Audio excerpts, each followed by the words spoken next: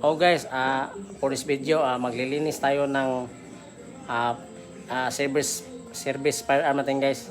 So galing pala ako duty guys. So dito ako ngayon sa ating barracks para maglinis ng service firearm. So ito guys, oh. Oh guys. Service firearm natin guys. Ito guys. Ito yung service firearm natin guys.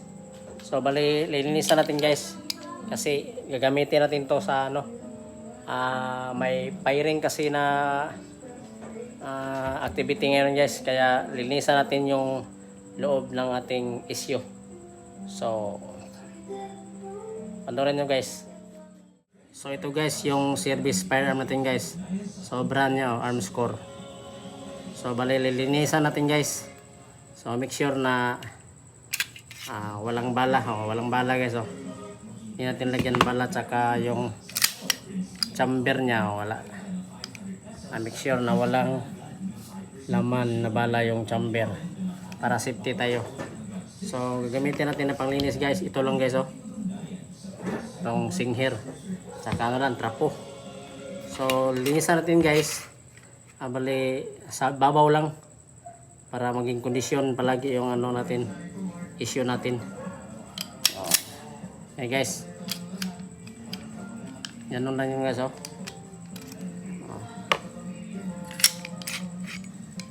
Yun, saka tatanggal natin itong guys, yung kanyang ejector.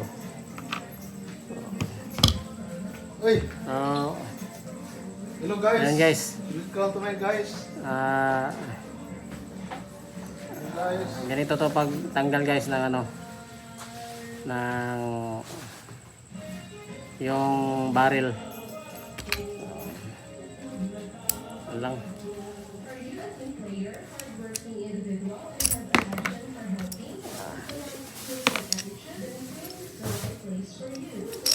Spring.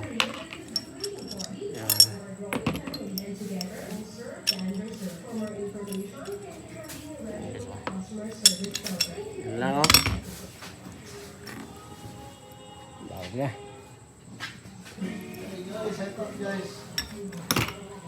Dito pa lang yung kasama ko guys na pang night shift. So yun lang guys, yun lang ganito lang maglinis guys. So hindi naman masyadong marumi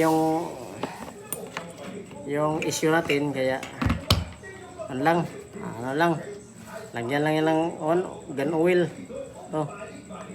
tapos tapuhan lang dito guys. Yun.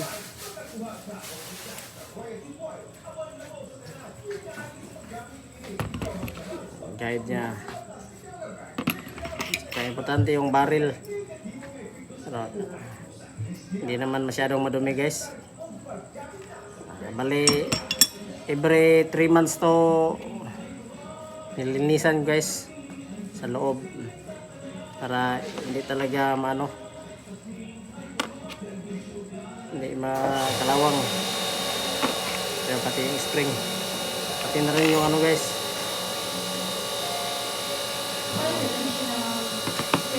Kaya importante guys dito yung para swabe yung pag-slide nya dito. Kaya dito naman sa hammer lagyan natin ng singher.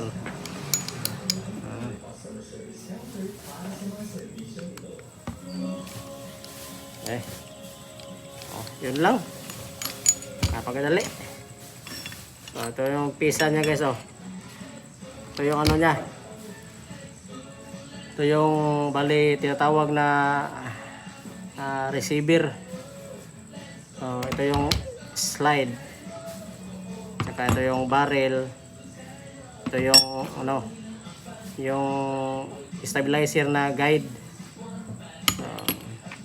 ito yung bushing, saka yung lock ng guide, saka ito yung lock niya guys. Saka spring, saka yung magasin. Yun lang, saka yung magasin niya guys, lagyan natin ng yan, oil lang dito para yung spring niya natiling may may resistance.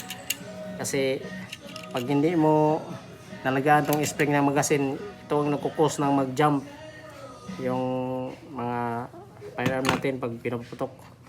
So yun guys, yun na kadali guys, ibalik natin guys. So bago natin ibalik guys, iuna natin tong siyempre ito,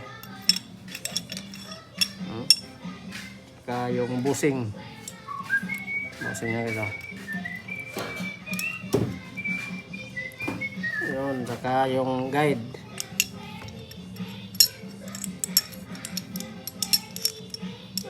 Tapos ang guide, balik ang spring.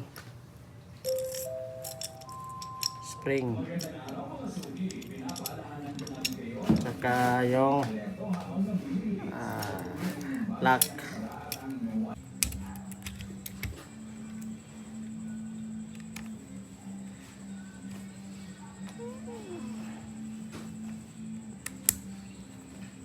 Yan guys, Saka ito yung guys, balik natin dito sa balik natin dito. Yun.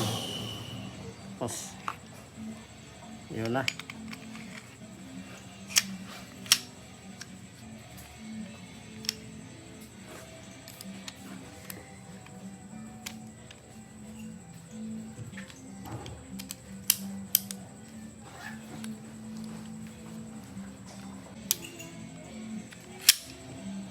Yan.